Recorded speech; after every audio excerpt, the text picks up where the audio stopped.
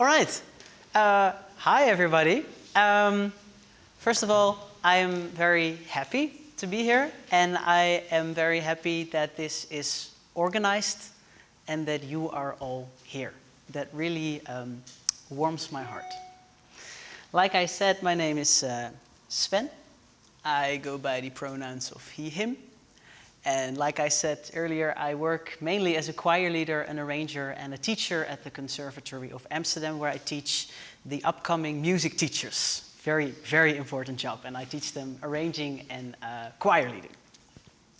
I am also transgender, and that's not something I normally tell you within literally the first minute. But of course, today that is very relevant. And I'm not saying that because I am ashamed of it, or scared, or because I feel like it's something I have to hide. It's mostly because I would rather have you know me for other things.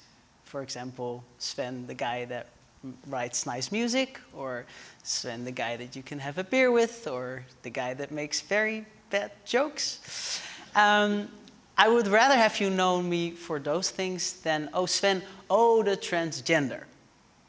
Then I don't really feel like you actually know me. So that's why I tend to not tell you within the first minute. But today, I did. Being transgender makes me part of this wonderful letter soup, LGBTQ+. When I do my 2-hour sessions, I will always go over each letter. I'm not going to do that today. But is there a letter on here that you don't know what it means? Because then I would love to know if you don't know what any of them mean. You all know what they all mean? I don't. Tell me. I. The I. I is intersex. Very important that we don't forget that letter. That's people who are born with both biological male and female characteristics. And there are as many people born intersex as there are people with red hair. So there's actually quite a lot of them amongst us. Should not forget about it. So when I look at these letters, I always feel a little bit conflicted. On one hand, I feel very proud. I feel pride. And on the other hand, what I see is that these letters create this sort of us and them. Us and like the rest of the world, like the normal people. If something is normal, then the other thing is not normal. And what I also see is that people that want to learn more about this topic and that want to do something can feel a little bit overwhelmed and intimidated by all the terms that you suddenly should know what they mean. So I'm not totally against the letter soup, but I also think it's good to mention that I don't just only feel happiness when I look at them. I actually really like to explain identity a little bit different. And I learned this format when I was teaching in high school to teenagers about sexuality and identity. This is a gingerbread cookie. I think we all know them, right? They're very delicious. If you just have like a plain gingerbread cookie, then you know, okay, it's a cookie, but you don't really know anything else. I would not really know what else to tell you about this cookie. There are some things that characterize this cookie. The first thing is like what's between the legs. You have no control over that. You are either born, biologically speaking, as male, biologically speaking as female, or like I just said, intersex. Nothing you can do about that. Then you have the way you identify. And for a lot of people, this is in sync. So you are born biologically with all the parts for male, and you also feel that way. Then you are, please don't forget this term, cisgender. Please repeat after me. Yes, I am transgender, which means that it was not in sync. But if it is, cisgender. And it's important to know that there's also a term for that, because otherwise you have the same. There's a term for something when it's different, and there's no term for the people that are where it's in sync. So if you are happy with everything, cisgender. Then you have the way you express yourself. And I feel like this is the most like fluid thing, and the thing that changes a lot over the years. We have all gone through a phase where you maybe dyed your hair blue, or you cut it off, or you let it grow super long, and you have a piercing, and then you take it out again. You go through a phase where you dress very manly, and then all of the other thing. This really changes a lot over the years as you develop as a person. And then the last thing is the orientation. It's like, what are you, who do you find attractive? Who do you fall in love with? Could be men, could be women, could be something in between. Maybe you don't have romantic feelings, which would mean that you are either aromantic or asexual. And what I like about using this is that we are all this cookie. I am looking at a room of gingerbread cookies at the moment. And we can all sort of characterize ourselves with this thing. If I were to scale this cookie for myself, it would look like this. I was born, biologically speaking, as a woman, with everything that comes with it. But from as long as I can remember, I have always said I am a man, or when I was a kid, a boy. And I was very vocal about that. The first day in primary school, I walked on the playground with a sword and a cape, because I had seen Aurora, and Prince Charming was like my hero. But unfortunately, I was born in a very tiny village. I had never heard the term transgender. I had no idea that that was an option.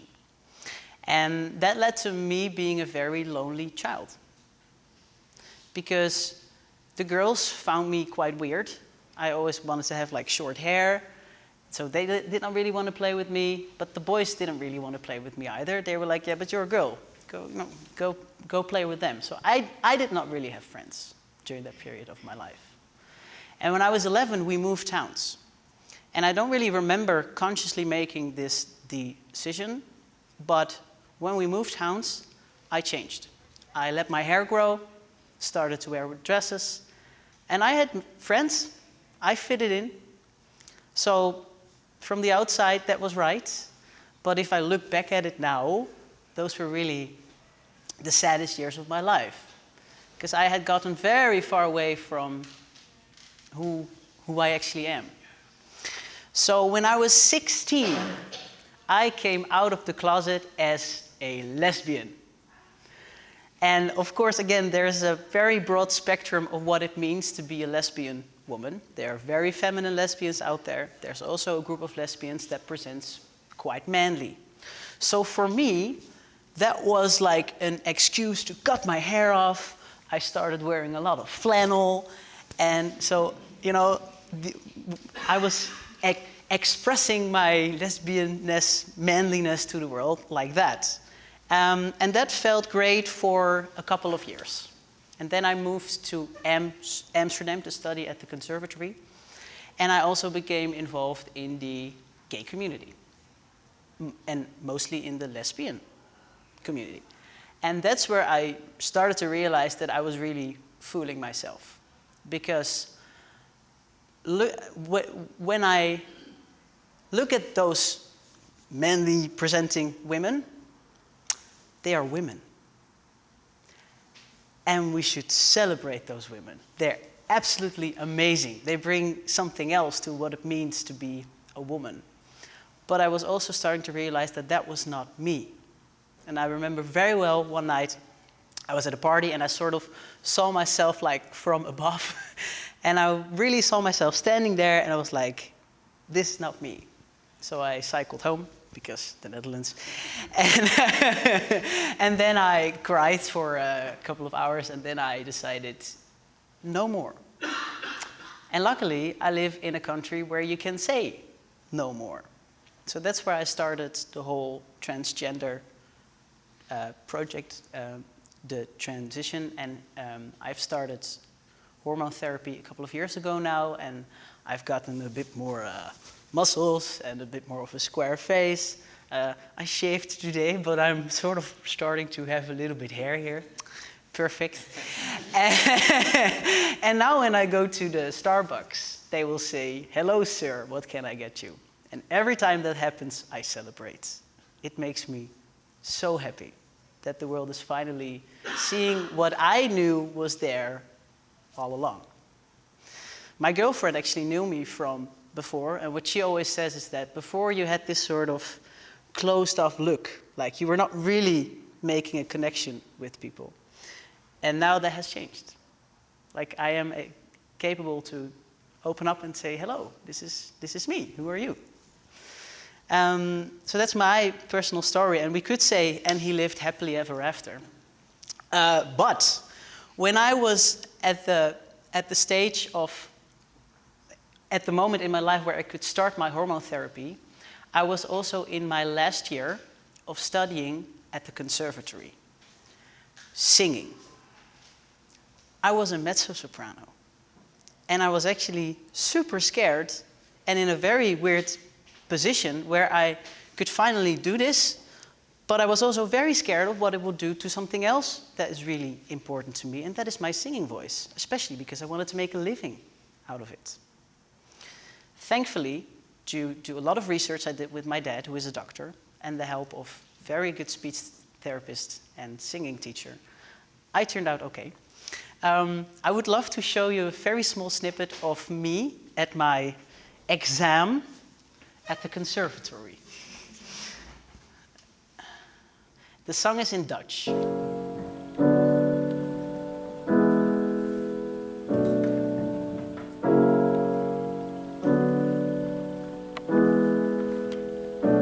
Ik droomde van iets lekker rustig.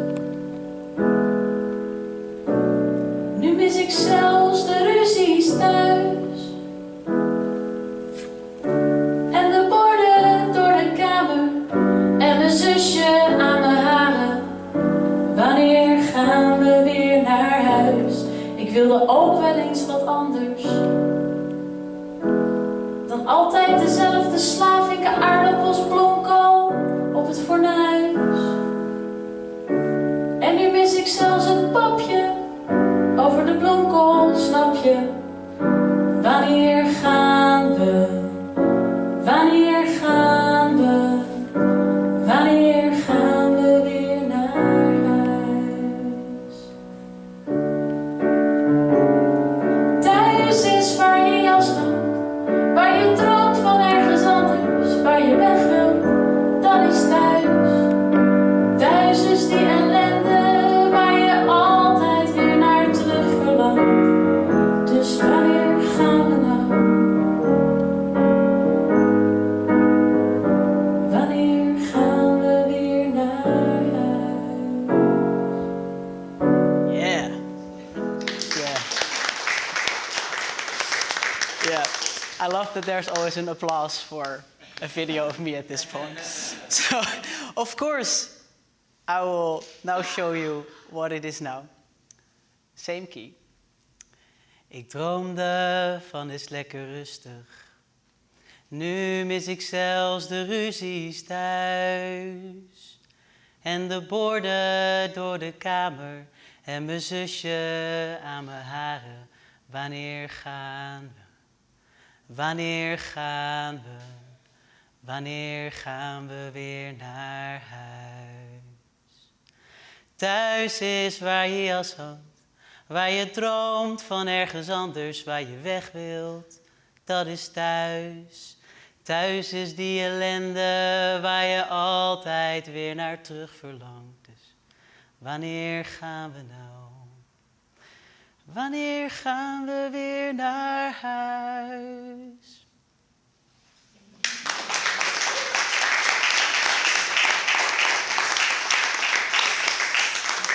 Yeah, so I dropped from the mezzo-soprano somewhere to like a tenor sort of range, and I'm very happy with that. And I wish as many people can keep singing when they are struggling with this gender stuff. So that's why I try to go to as many places as I can.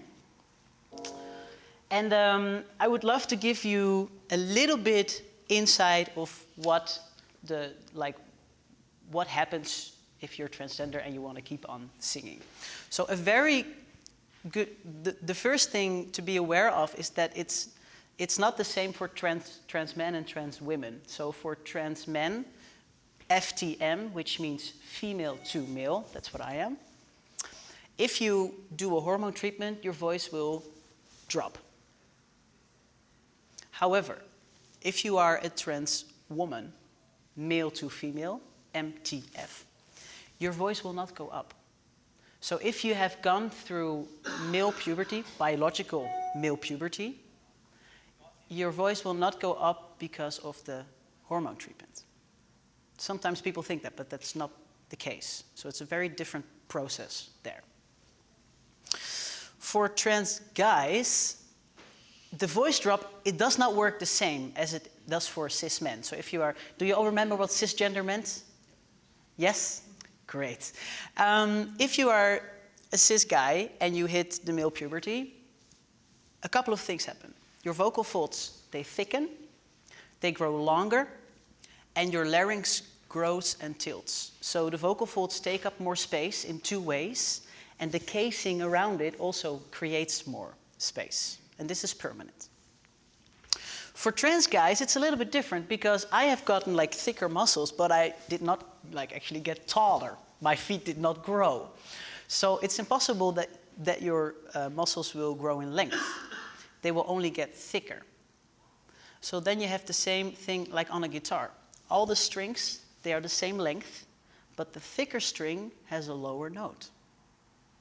And that's actually how the voice drop works for trans guys, which also asks for a little bit of a different approach when working with them as a speech therapist or as a singer. And this is also permanent. So if you were to stop your hormone treatment at a certain point in your life for whatever reason, your voice will stay down. Some challenges both face. The first one is forcing. Forcing your voice either too low or too high.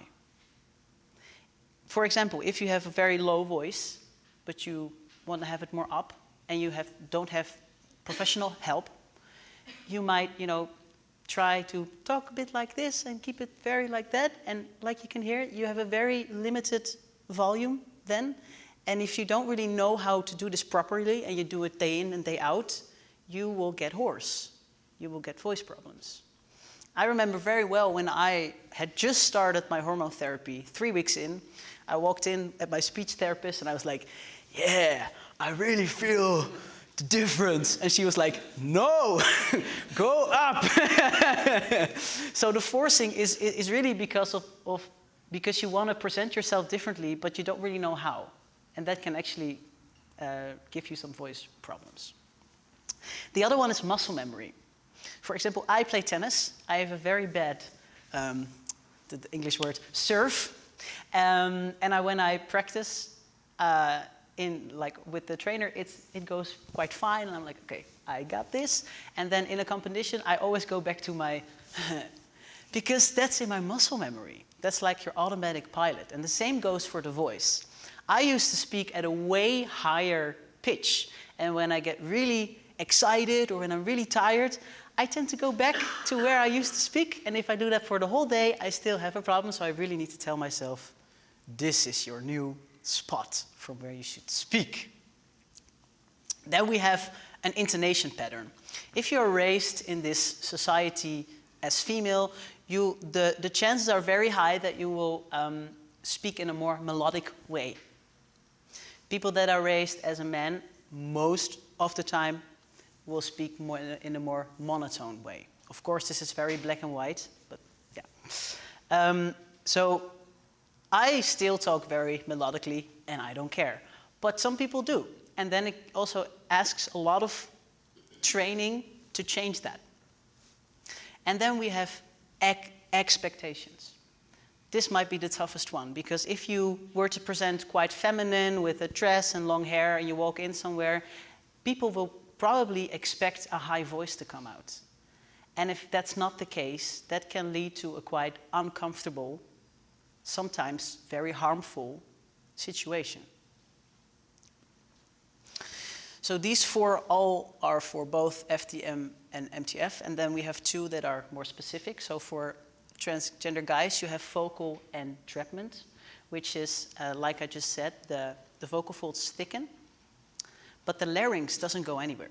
It will stay in its place. So if you do too much testosterone in the beginning, like the dosage is too high, it can get trapped a little bit, which is called vocal entrapment, and then you get this sort of hoarse voice. Yeah. And for trans women, it's the irreversible voice change. My heart really goes out to trans women there, because if you have gone through a male puberty, it's a low voice. It will not go up. Yeah. So this was a bit more of the sad page, but I do want you to be aware of the things people face. But of course, there are also tools out there. Speech therapy and singing lessons. I know that I'm probably not talking to a room full of speech therapists or singing teachers, but if you have someone in your network that is struggling with this, recommend them to go to one. Because it's really important that they learn how to use their voice and get a lot of knowledge of what is possible. The last one we can do a lot for: acceptance. We can change something in the choir world. Because this is what I grew up with. This is a choir. We have the women in front in a dress, and we have the men in the back. Most of the time, the high stuff is coming from here, and the lower stuff is coming from there. And this is what almost made me quit choir. I almost walked away. And that was not because I minded being the mezzo-soprano. I really had no trouble with being one of the higher voices within my choir. The reason that I almost walked away was the assumption, or the expectation, that because I was singing mezzo-soprano, I would have to dress like this. I felt super uncomfortable dressed like this. And it was every time that my conductor would say, "Okay, ladies, bar 20. Would make me feel horrible. And I think we can change that.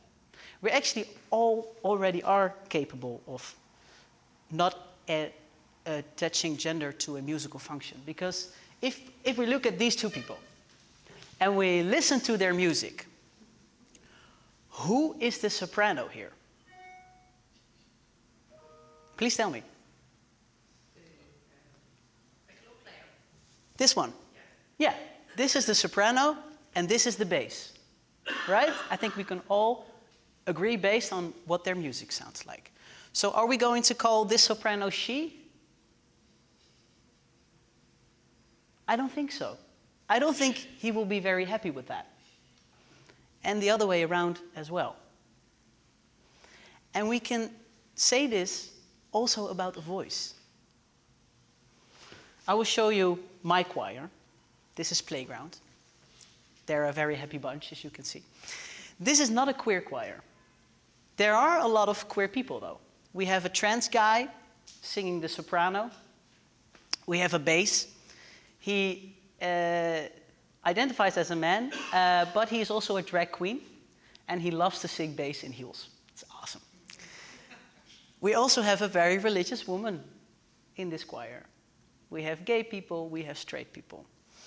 And when working with this choir, I try to look at them like a bunch of gingerbread cookies. And we can add something to this gingerbread cookie. And that's a voice. All gingerbread cookies have a voice. And the voice has a certain range, it has a certain timbre, and that makes them a tenor, soprano, bass, something. I've stopped completely saying ladies, bar 20, because it's just as easy to just say mezzo-soprano, bar 20. Or if you want the tenors and the basses together, we used to say men. You can also say TB. tenor bass, bar 20. It's a very small change that will do a lot. And not just for the transgender people. Because I started speaking on behalf of them a couple of years ago, and then I was overwhelmed by the people coming up to me that are not transgender. I'm also saying this for the countertenor that came up to me and said, I have been an alto all my life. I always stand by the altos. And it's not like a major thing, but I also don't really like the women bar 20. I'm saying this for the woman with a very low voice that's singing tenor. It's the same for her. A woman came up to me that said, I also prefer to wear pants on stage. I feel way more comfortable when I can sing in pants. There was a guy who likes to wear nail polish. Had to take it off because it did not fit the picture. And all those things, all those stories, they're not about music. They have nothing to do with music. So a voice part is not a gender.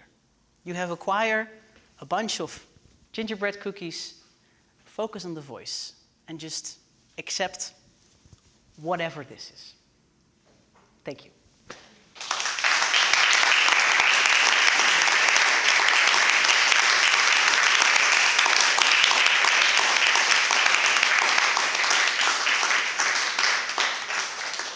Thank you. Sven, thank you so much, and so much to think about, so much to digest in many ways, and hopefully we'll have a good open discussion about that after.